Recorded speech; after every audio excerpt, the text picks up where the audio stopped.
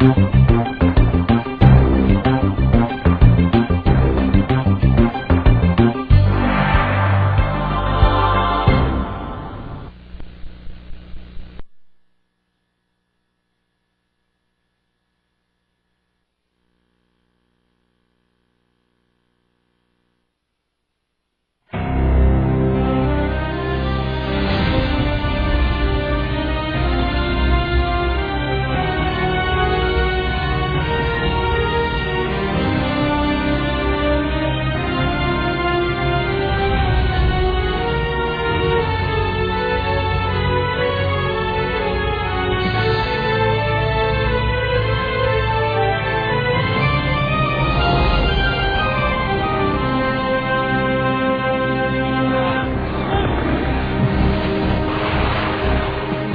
war grinds on in the summer of 1917 as American troops prepare to enter the battle.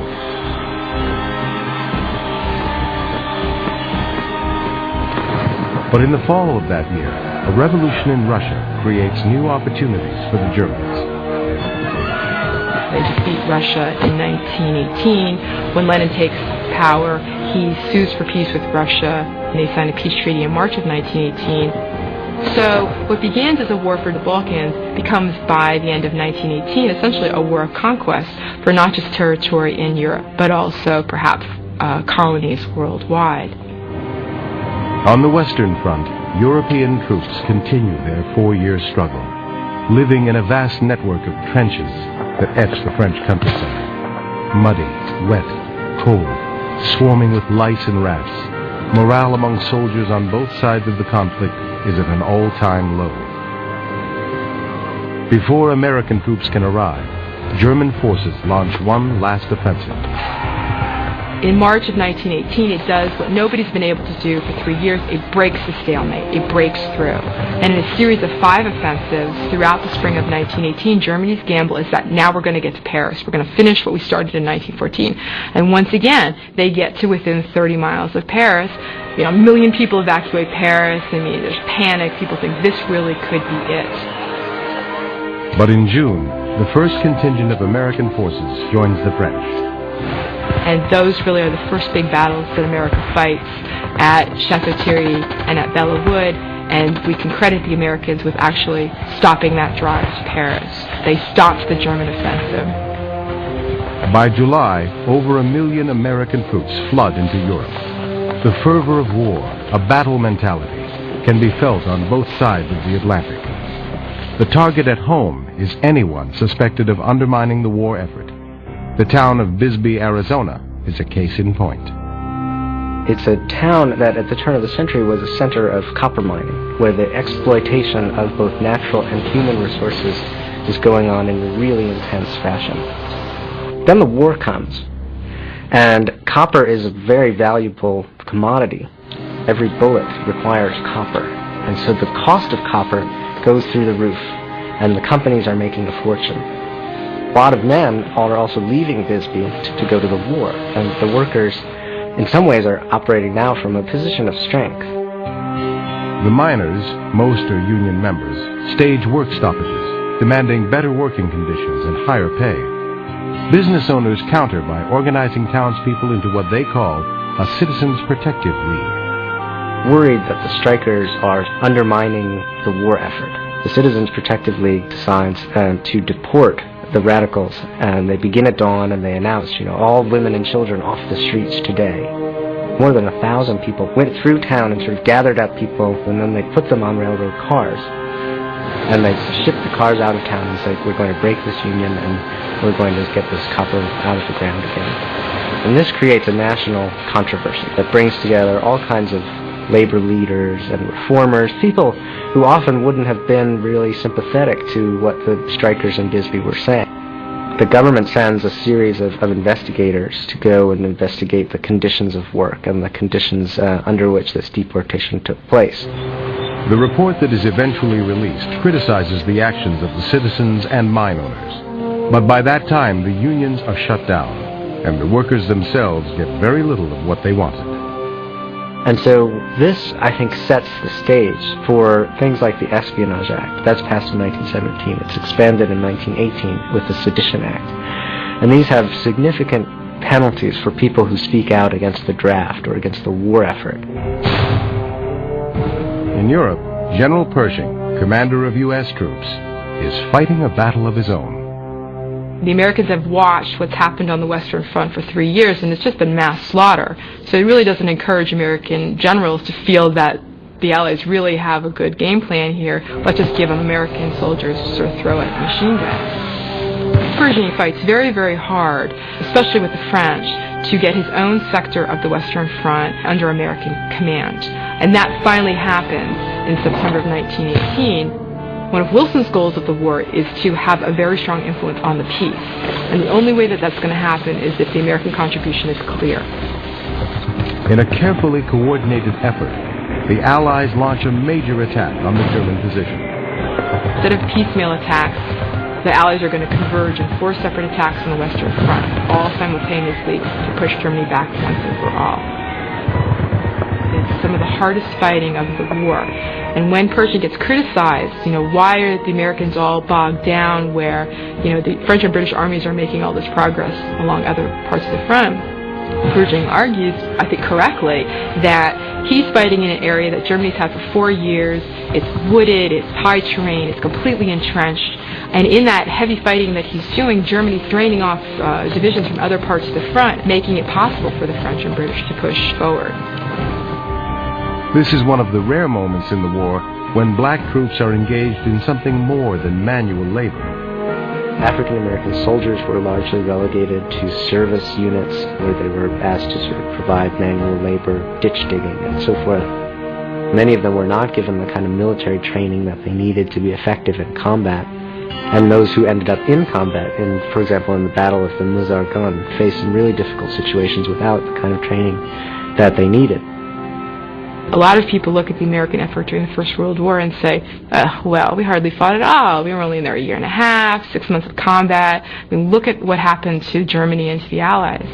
But during the Meuse-Argonne campaign, which is a 47-day campaign at the end of the war, 6,000 Americans are dying a week. I mean, now, if 10 Americans die a day in military conflict, it really is a scandal. Despite heavy Allied losses, German forces are pushed back to their own border. Supply lines are cut. They're exhausted. They have nothing left. And all they can see now is the Allies are pushing forward and more American troops are going to be coming. So finally, they realize that the war is lost. Rather than have their country invaded, German military leaders seek an armistice, an immediate ceasefire that will give the warring parties time to sit down and talk. Almost a year earlier, Wilson had presented his plan for a just peace. When Wilson described why the United States was fighting, one of the slogans he developed was that the United States was fighting this war to end all wars. He said that the United States was fighting to make the world safe for democracy. When Lenin takes over, he makes public secret treaties, and that basically shows that while the Allies claimed that they were fighting a war for right and democracy and human freedom, that behind closed doors they had negotiated these territorial exchanges of what they were going to gain when they won. And so this just seemed like, they're just fighting a war of conquest just like Germany is, so what's the difference? And Lenin challenges the world to make its war aims clear, and Wilson steps up with the 14 points. 14 different headings of how the world should be reordered after the war to create what he called a peace without victory. And what he meant by that was that the world after the war would differ from the world before by ending these secret alliances, these secret treaties. He thought that the war had been so devastating to the participants in Europe that now they would be willing to end this kind of greed that had led to the war. And history since then has been a contest over whose vision would win out. A realist view of that nations are basically bad and that they will fight each other, and you just got to build up your strength as much as you can and deal with others that way from a position of strength. or that nations are capable of cooperating.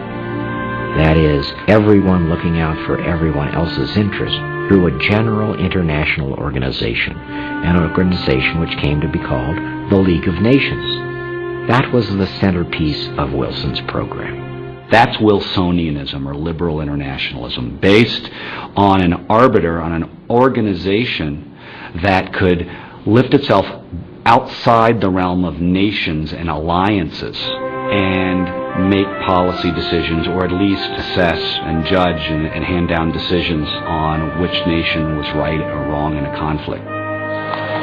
Even when the 14 points were first issued, Britain and France were not supportive. They're not fighting for just high principles. They are fighting to defeat Germany, and they want a peace of vengeance against Germany, and they're fighting for territory. They expect German colonies to be transferred to them when the war is over, and they expect Germany to pay. So Wilson issues the 14 points. Clemenceau doesn't even read them until Germany sues for an armistice based on them.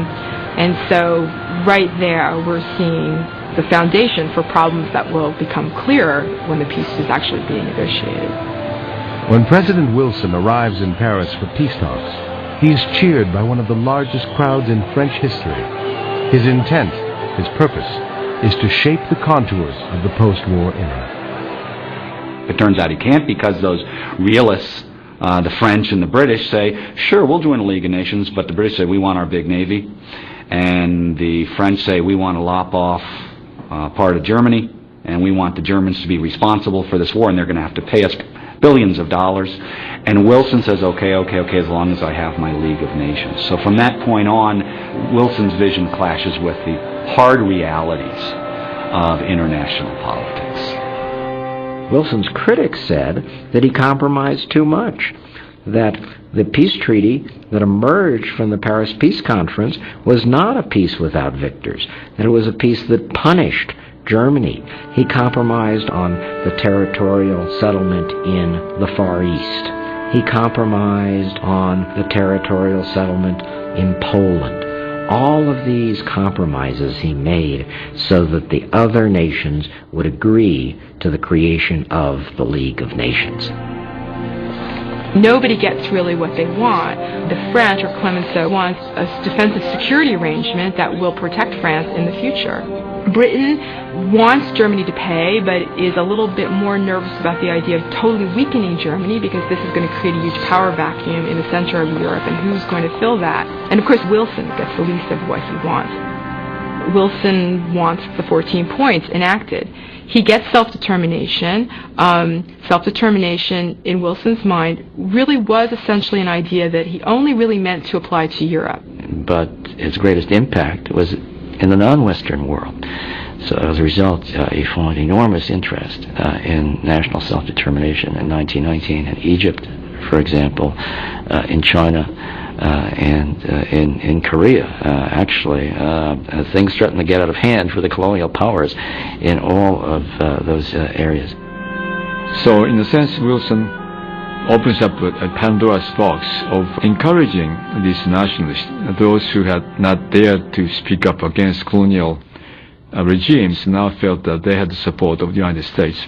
Wilson wasn't too enthused about that, and when it actually came to the point of Egyptians, say, asking him to support their cause, he said, no, thank you, I don't want to do that. But ideologically, the mere fact that he's announcing national self-determination as a major goal, I think, is very important. As he returns from France, Wilson is well aware of the political obstacles waiting for him at home. The Senate of the United States is now in the hands of the Republican Party, Wilson's political adversaries, and the Senate Foreign Relations Committee, chaired by Henry Cabot Lodge, a man who absolutely despised Wilson, rejected the treaty. Conservatives ask, well, what does collective security mean? Is that going to mean that if we join the League of Nations and Britain gets attacked, that the League is going to have the ability to say America must send troops over in order to protect Britain?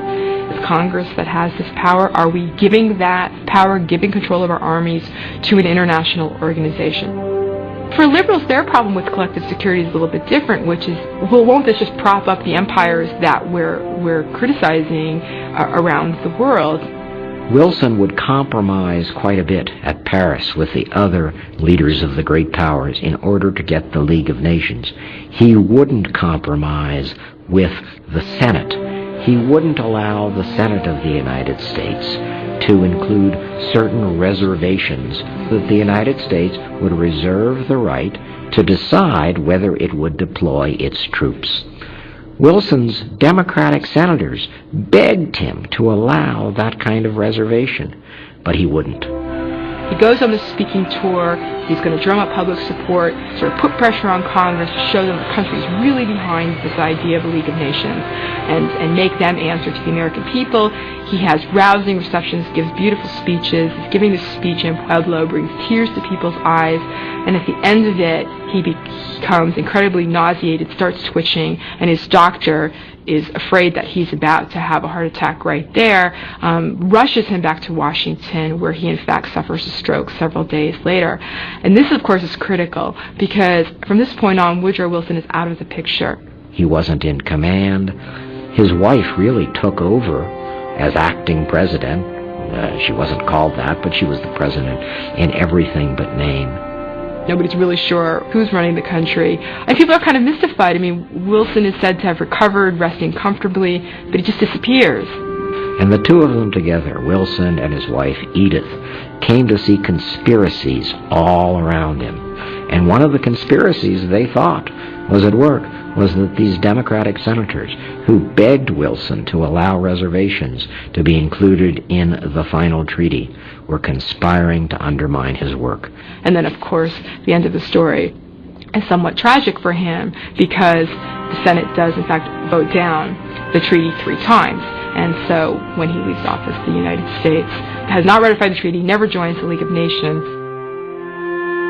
But to some historians, the legacy of Wilson's vision does not end as abruptly as it seems. There's a view which many people have that somehow or other Wilson was rejected, that some kind of more traditionalist orientation returned to American foreign policy. But I think in many ways the U.S. does carry out some aspects of Wilsonianism. For example, Wilson emphasized disarmament, the idea that the nation should not be spending so much on their armed forces because that would only invite more war, but that they should be willing to scrap their ships and guns and so on, to devote their energies to peaceful pursuits. I think you can clearly see the seeds of the next war being sown in the Versailles Treaty. First of all, just the clause of war guilt. The British and French insist on that Germany will never accept. Germany does not believe that it alone caused the war, and I think that events, in fact, prove them right. Germany refuses to accept responsibility for the reparations the Allies are demanding. In fact, they had been the first to demand reparation payments of the Russians in 1918, when it looked like they were going to be winning the war. And also the Germans had, in fact, destroyed, often maliciously, as they were retreating, lots of French industry and coal fields and property. So it certainly seems as if some reparation payments were in order. Secondly, the Versailles Treaty creates new countries in Eastern Europe that are unstable. In some of those countries, like Poland, Czechoslovakia, and Austria, there are German minority populations who would rather be part of Germany. Third, the Versailles Treaty divides the Allies in the post-war world. They may have been more united in their reaction to Hitler if they hadn't really had 20 years of divisions over the first peace settlement. It seems clear that World War II is World War II for a reason. This is not a peace treaty, this is a 20-year truce. They expect another war. Even during the Paris Peace Conference, many Americans are more concerned about the turbulent events at home than they are about international negotiations. You have an immediate post-war recession once war industries lose their government contracts. You have strikes, race riots. It's an incredibly unsettled, turbulent time. This is the environment into which 4 million men come home and start looking for jobs and got $60 in their pocket as a bonus. And there was tremendous dissatisfaction with how they were welcomed home. The fact that black soldiers fought in the war has almost no impact on white attitudes, but it does have a profound effect on how blacks feel. Suddenly they're a veteran. And that's a new social category, and it means something very distinct in American history. And for World War I veterans, like other generations before and after them, they found their cause. Nationwide, there are a series of race riots, including in the urban north. There's also physical violence targeted against African Americans. In the year 1919, perhaps as many as 70 African Americans were lynched in a single year. There are stories of African American soldiers being lynched while wearing their uniforms. Again, one of the tragic ironies of the 20th century. But it also, I think, shows what a threatening symbol a strong African American soldier in a U.S. military uniform would have been to a lot of people in the white South at this time. At the end of the war, a number of people become obsessed with purging the country of radicals. You have this sort of explosion of pure American patriotism in 1919. You have the crackdown on the communists and the first real major American Red Scare in 1919. You have a crackdown on a lot of unions. You have a number of spectacularly violent strikes and strike breaking in that year. And all of this is usually attributed to the intensity of the pro-war propaganda campaign, which sort of had no place to go once the war, which was very brief, was over. And on top of this, there was the growing power of the Socialist Party in America, which had remarkable gains between 1910 and 1917. The Socialist Party won many, many state and local elections. And so you had this sense that there was a relationship between foreignness, between immigration, and between these radical political ideas of anarchism, socialism, and ultimately communism. Keep in mind, of course, that this is only 2 years after the Russian Revolution, and the Bolshevik menace of Russia was still very fresh in everyone's minds as a new force in the world. But the Red Scare after World War I did not have very much to do with a fear of the military aims of the Soviet Union. It was much more a fear of domestic subversion and a series of bombings, in fact, that occurred in the United States, in Washington, on Wall Street, and elsewhere, terrified Americans. Attorney General Palmer and his ambitious assistant, J. Edgar Hoover, orchestrate a series of raids on alleged radical centers, arresting more than 6,000 people. Without either search warrants or arrest warrants, they had held them in detention for long periods of time without bringing charges against them. They had especially singled out a lot of immigrants, a lot of aliens. The Supreme Court, which in this period was not the most progressive of the courts, at times drew the line or attempted to somewhat moderate this kind of hysteria. It was really only in some cases that arose out of the Espionage Act in the First World War that the Supreme Court announced that the clear and present danger standard was applicable to freedom of speech.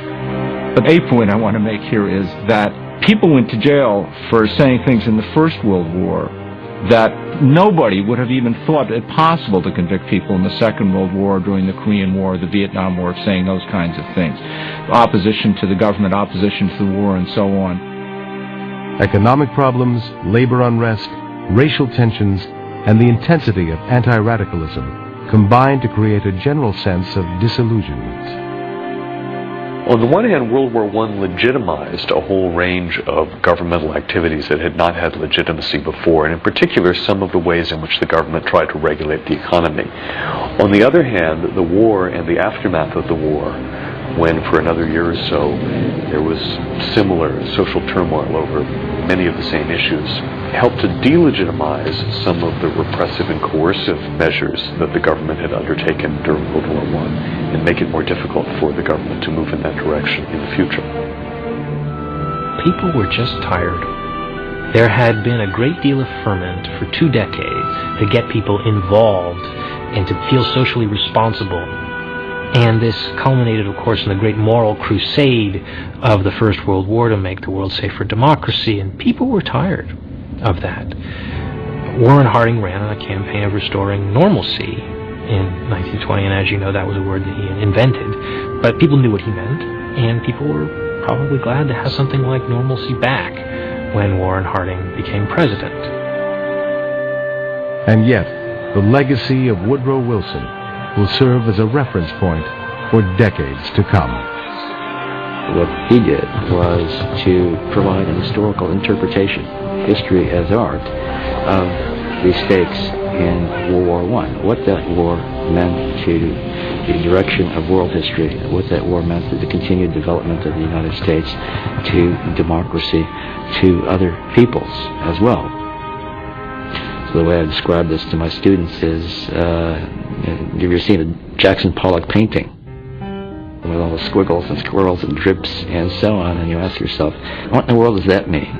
And then a smart aleck comes into the museum next to you and starts talking knowledgeably about the way the painting is constructed in ways that are not arcane, but actually begin to make sense to you if you pay attention to what that person is saying. So I think that's what Wilson did.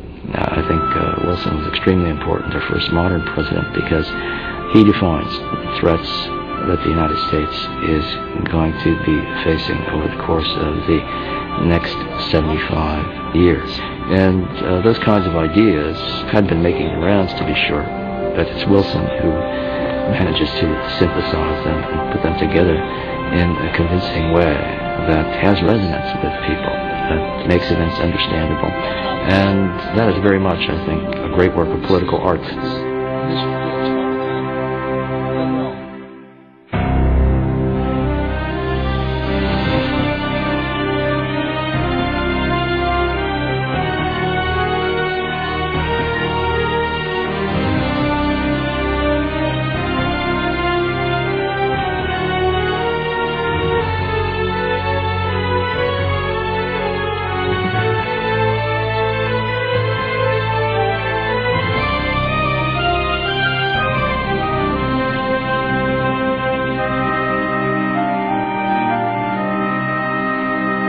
The Unfinished Nation is a 52-part American history series. For more information about this program and accompanying materials, call 1-800-576-2988 or visit us online at www.intelecom.org.